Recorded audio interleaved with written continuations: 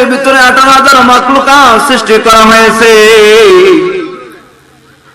তবে শুধু 18,000 মাখলুকাত না, 18,000 মাখলুকাত থেকে অনেক মাখলুক আল্লাহ রাব্বুল আলামিন সৃষ্টি করে রাখছে। কিন্তু উলামায়ে কেরাম বলে 18,000 মাখলুকাত, যদি 18,000 মাখলুকাত আপনি হিসাব করেন না কেন, এই 18,000 মাখলুকাত থেকে আপনাকে আমাকে আল্লাহ রাব্বুল আলামিন উত্তম করে শ্রেষ্ঠ করে বানাইছে। কেমন উত্তম করে বানাইছে আর কেমন শ্রেষ্ঠ করে বানাইছে রে মুমিন বান্দা, কোনদিন চিন্তা করো শেষ করতে পারবা না। 17,999 মাখলুকাত থেকে মানুষকে উত্তম করে বানাইছে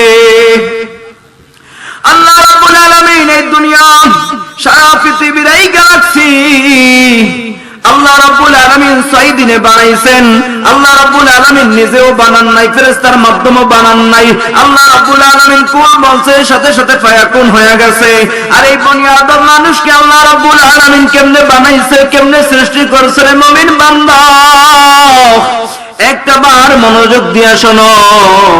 আল্লাহ রাব্বুল আলামিন এই মানুষকে বানানোর জন্য ফেরেশতা নিযুক্ত করে রাখছে।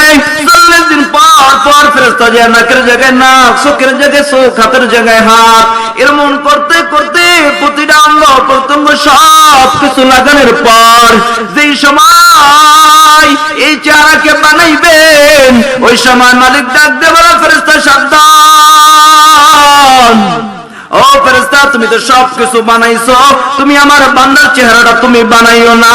কারণ আমার বান্দা তো চেহারা দিয়া, আমার বান্দা তো কপাল দিয়ে আমি আল্লাহকে সিজদা দিবে, আমার সামনে দাঁড়াবে, আমার পায়ে সিজদা দিবে। ও